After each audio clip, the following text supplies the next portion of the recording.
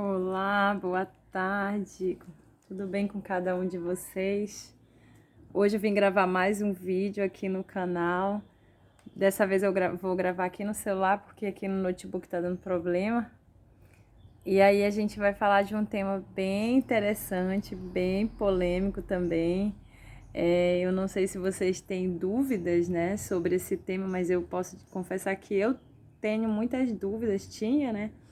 E aí eu fui com os meus pastores tirar essas dúvidas para estar passando aqui para vocês, para não ser algo vago, mas para que tenha base, né, de pessoas que os meus pastores, né, a minha bispa Jerusamafra, meu apóstolo Benjamin, já estão bastante tempo na caminhada com Cristo, então eles têm toda uma bagagem de ensinamento para nós.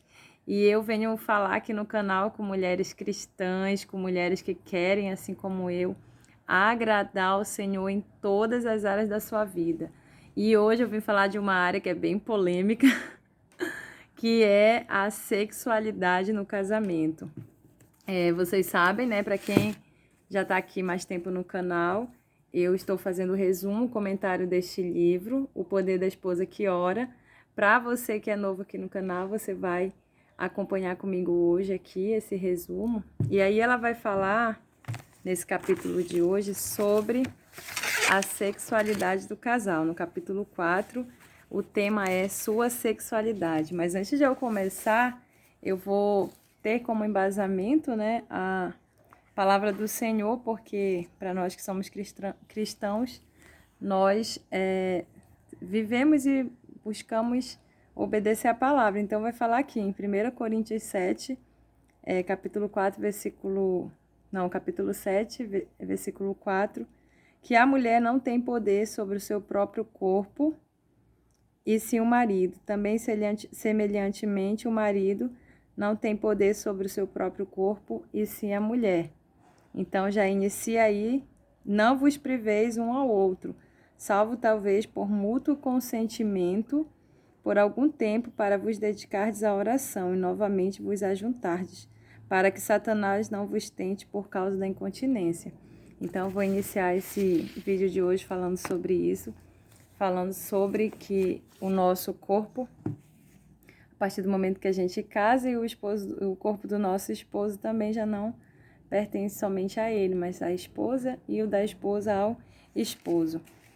Então, aqui no livro, ela vai falar, assim, coisas bem básicas, bem superficiais, assim, mas que é bem legal, que a gente aprende bastante. E ela fala muito aqui sobre... Aqui eu vou começar para você, ó. Para a mulher, o sexo procede do afeto. Ela não quer ser afetuosa com um homem que a faz sentir-se zangada.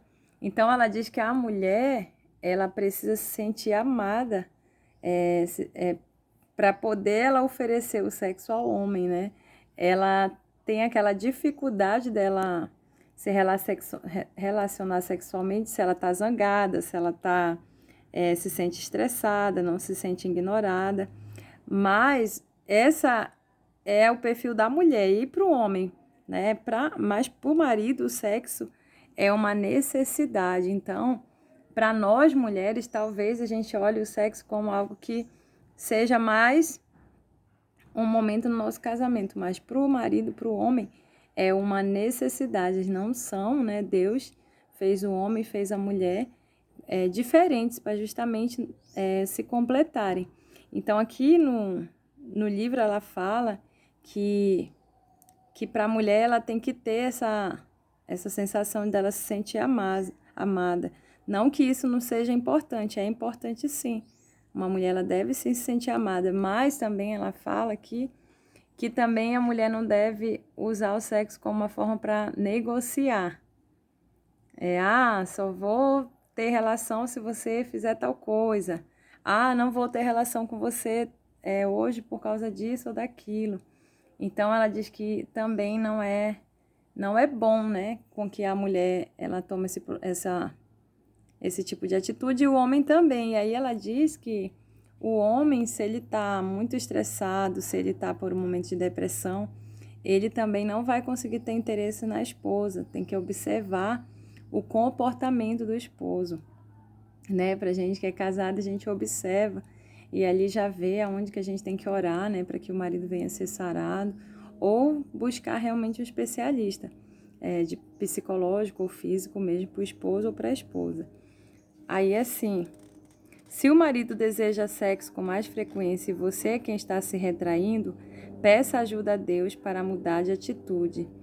Aí ela vai falar aqui que o período mais difícil para a mulher, assim, né, para ela dar como é que fala para a mulher corresponder, quando as crianças são pequenas e não sabem cuidar de si mesmas. Quando você finalmente as coloca na cama, está exausta e quase caindo de sono, só pensa em dormir o mais depressa possível. Então ela fala que nesse período que as crianças, né, para quem tem filho pequeno, a mulher ela tem todo um desgaste físico, né, em cuidar da criança, e o que ela quer mesmo é depois disso dormir, mas aí o esposo, né, ele já tem outro plano com você.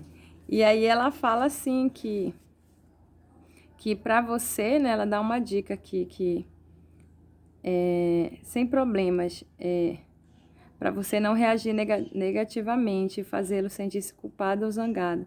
Mas encontrei uma quarta opção que funciona muito melhor. Tente e veja se dá certo para você. Então ela diz assim que você tem as opções, né? Você está cansada no final do dia, né? À noite, quer dormir, mas o seu esposo está com aquela necessidade de querer ter relação. E aí ela diz que você pode dizer que não, e aí deixar ele zangado, deixar ele chateado, ou se sentir culpado. Ou você tem uma outra opção, né? Aí ela diz assim, que para você falar para o esposo, né? Me dê 15 minutos ou 20 ou mais, né? E durante esse tempo, faça o que puder para mostrar ser atraente. E aí ela fala para você tomar um banho relaxante, pôr uma lingerie, né? Que todas nós já sabemos. Um perfume bom. E aí ela fala que enquanto estiver fazendo isso, ore a Deus para que lhe dê energia, vitalidade e forças renovadas, assim como uma boa atitude. Quando estiver pronta, confie que ele vai achar que valeu a pena a espera. Então, nesse período que você está ali se renovando, se cuidando, se reenergizando, né, que ela diz aqui, você pede a Deus em oração para ele renovar suas forças, para ele renovar sua vitalidade, ela está falando, né? Eu volto a dizer que esse vídeo é para mulheres cristãs, mulheres que querem edificar o seu casamento. Para você que pensa totalmente contrário, não precisa estar aqui, tá bom? E aqui ela vai falando também, ó, algumas vezes a situação é oposta. A esposa que sexualmente se sente negligenciada pelo marido. Aí a falta de interesse dele pode acontecer por muitas razões, físicas, mentais e emocionais, mas se ele ficar contente em passar mês após mês sem sexo, alguma coisa então está errada. Se não houver um problema físico que o impeça, talvez esteja sentimentos profundos de fracasso, desapontamento, que foi o que eu falei para vocês, né? E aqui ela fala assim que algumas vezes os problemas sexuais no casamento são resultado de experiências sexuais antes do casamento. A pessoa que já teve, né, uma vida sexual antes do casamento, às vezes ela vai trazer memórias daquilo que ficou no passado. E aí ela diz assim que é para você orar. Ore para livrar-se e ficar curado dessas lembranças. Então, as lembranças do passado, você deve orar e pedir para ser curada, né? Pedir a Deus para lhe curar. Porque a palavra do Senhor diz que em Cristo Jesus, eis que tudo se faz novo. Então, se você está em um casamento cristão, é tudo novo. E aí ela diz, né, que tudo começa na oração. Não prejudique ou perca o que Deus tem para o seu casamento, deixando de orar por esta área vital da sua vida. E aqui ela fala também como a gente tem que orar. Anota aí as dicas, né? Ela diz aqui: mostra-me, Senhor, como me tornar atraente e desejável para meu esposo e ser a parceira de que ele precisa. Oro para que nenhum de vós venha a ser tentado a pensar em buscar satisfação em outra pessoa. Aí ela diz, né?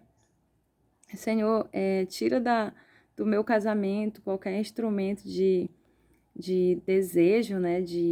Da pessoa um exemplo, uma pessoa, uma situação que leve a esposa ou o esposo a desejos sexuais por outra pessoa, né?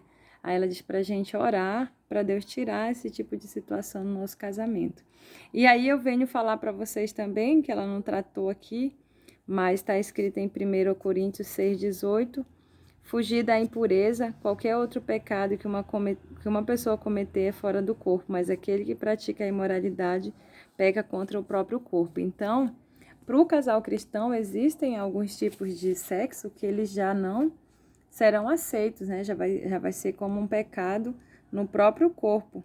Não sabeis vós de que sois, de que o Espírito Santo está em vós, o qual tendes da parte de Deus, e que não sois de vós mesmo, porque foste comprado por preço. Agora, pois, glorificai a Deus no vosso corpo. Então, alguns exemplos de imoralidades sexuais que é bom você gravar aí, né? Para você que está solteiro ou solteira, você volta aqui no vídeo depois que você casar para você lembrar do que é imoralidade sexual no casamento, né? Então, um exemplo de imoralidade sexual no casamento é o sexo a três. São aqueles casais que fazem orgia. Para o casal cristão, isso é imoralidade sexual. O sexo anal também é imoralidade sexual. Assistir filme pornô também é imoralidade sexual. E você ficar comentando, né, sobre coisas de pornografia, a pessoa ficar lendo revistas, coisas assim, é imoralidade sexual também, né, segundo o que os meus pastores me ensinaram. E o que não é, que pode-se usar no sexo do casal cristão, sexo oral, sexo normal mesmo, né? Sexo, as demais outras coisas, né? Mas a palavra do Senhor diz também que tudo não seja por constrangimento, né? Que você não vá fazer nada constrangido ou se sentindo negligenciado, que venha a haver concordância entre os dois, também está na palavra. E hoje era o que eu vinha tratar com vocês, né, um pouquinho sobre sexualidade no casamento. Espero que vocês tenham gostado, ficado ligadas aí. E aí eu vou estar escrevendo aqui alguns versículos bíblicos que falam sobre isso. E eu espero que a semana de vocês seja abençoada. Compartilhe esse vídeo, comenta aí o que você acha, né, sua opinião. Se você tem mais a acrescentar, comente, tá bom? E bem-vindo a todos que são novos aqui no canal. E até o próximo vídeo, se assim o Senhor permitir. Boa tarde.